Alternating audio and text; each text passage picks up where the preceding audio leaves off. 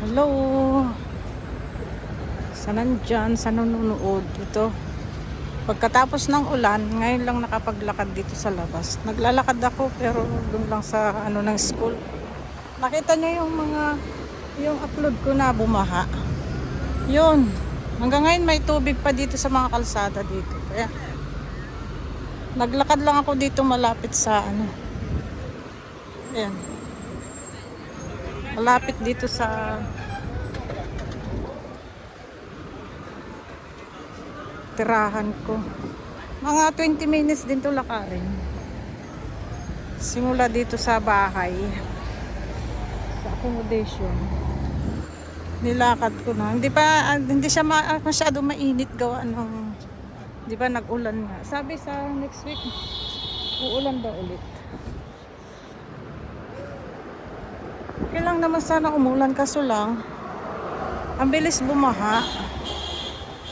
Yung kahit 5 minutes lang o 10 minutes na medyo malakas konti. Ang taas na ng tubig. Nakita nyo yung in-upload ko na dun sa likod ng school. Diba? Ang ng tubig. Yun. Kaya nakakaano din dito. Kasi gawa yata yung mga drainage ba.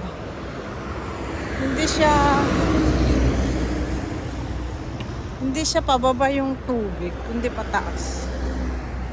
Kaya pagka ang daming 2 araw kaya walang makadaan na sasakyan doon sa dulo. Diyan, sa dulo dyan. May tubig pa hanggang ngayon. Umiikot yung bus daw. Hanggang ngayon. Alam niyo ba yung sinisip-sip yung truck. Yung meron silang nilalagay na Hindi yung, di ba, pag dyan sa Pinas, hihintayin na lumiit yung tubig. Kasi pababa siya sa drainage. Dito hindi. Kahit ilang buwan yan, hindi yan bababa. Kundi may truck ng gobyerno. Kung nasaan yung baha doon, sisip-sipin yun ng tangke, yung truck nila. Kaya hindi lahat ng agad-agad natatanggal yung baha. Gawa ng sinisip-sip lang naman hindi yung kusang bababa. Hindi. Ayan ang mahirap dito. Bakit kaya Mayaman nga ito pero yung manhole nila ba, drainage. Hindi naman siya masyadong basura o pero magtataka ka.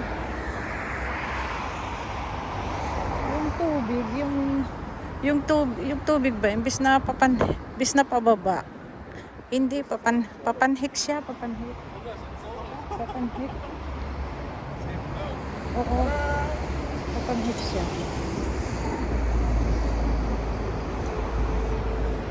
Kaya yan, grabe ang daming basura na pati yung truck hindi nakakakolekta. Ayan diba? Sinamantala kong maglakad. Kasi sabi nila, uulan pa daw ulit. So kung uulan ulit,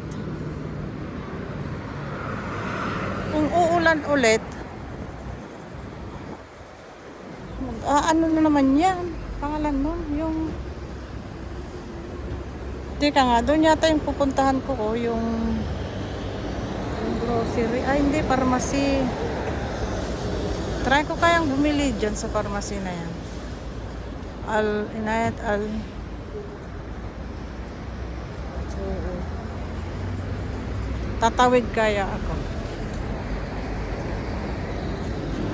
Tatawid ako. Try ko dyan sa pharmacy na yan.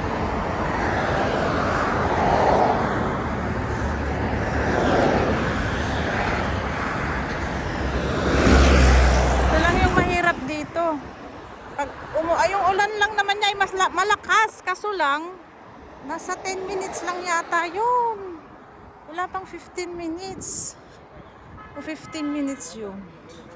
Tapos ang taas na ng tubig. Mariosep. Diba? Dito ako pupunta, grocery. Ano ba yan? Pharmacy, may bibilhin ako. Teka muna. Bumili ako ng vitamin D. Ito oh. Ito yung vitamin ko. Vitamin D once a week. Para sa buto ba? Vitamin sa buto. Kailangan kong minom kasi minsan alam mo naman pagka nagkakaedad na tayo, 'di ba? Kailangan natin ng uminom. So ngayon, saan ako pupunta? I think punta ako ng doon na ako sa pupunta ako sa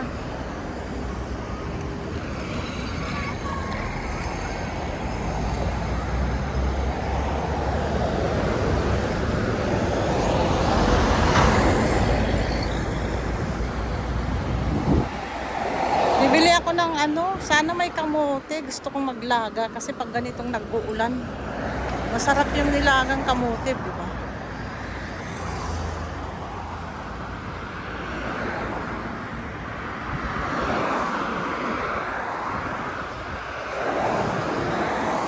Tataas din lang mga building dito, oh.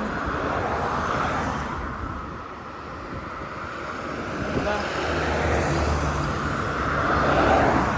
Sabi nila uulan pa daw. Siguro pagkatapos nitong na to, wait, month na to, darating na yung tag-init. Bihira lang naman to nag-uulan dito. Kaya okay lang na. Pero kaso lang mabilis siyang mabilis siyang tumaas ang tubig. Ewan ko ba dito. Mabilis siyang bumaba.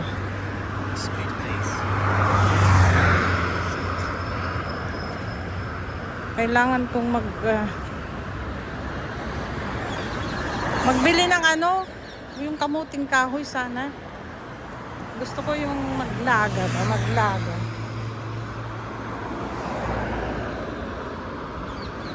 Maglaga ng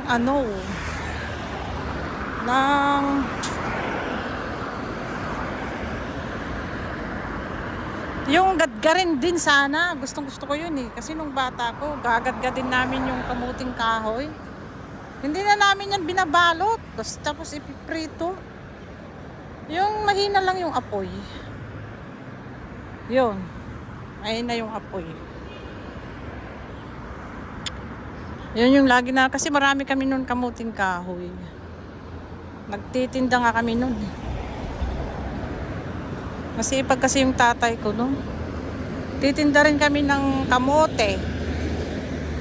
Tapos mga gulay, marami kami nun. Kamatis na maliliit. Pag masipag talaga, hirap kaya yung buhay namin noon. Bihira yung minsan meron yung kakain lang kami yung nilagang saging. O kaya kamote. Kasi walang bigas. Dahil meron naman kaming bukid. Kaso lang pag walang ulan, yun lang inaasahan namin. Pag walang ulan maganda. So, tag-ulan, tatanim ng palay. Pero mga 1 month, 2 months, habang namumulaklak yung walang ulan, baga hindi maganda yung bunga. Hindi maganda yung bunga. Kaya mag-aani lang kami nun. Sakto lang sa namin. Minsan nga kulang pa. Binayad pa sa mga bono. So, kaya hirap talaga kami nun. Hindi ko yan tinatago. Yung ulam namin nun, alam mo yung kape, ibubuhos sa kanin pag umaga. Ibubuhos namin yan sa kanin. O kaya yung kanin bilog-bilugin, tapos isawsaw sa asin. Yan. Yung mga nakaranas, shout out. O di kaya yung mantika tsaka bugoong, yan. Diyan ako lumaki. Or pag panahon naman ng sampalok, tadtarin ko yung sampalok, lagyan ko ng bagoong. Yan. Ulam na yan. Shout out sa mga nakakain, nakakaranas ng ganyan. Kala nyo siguro hindi, totoo yan. Yan ang totoong buhay namin noon.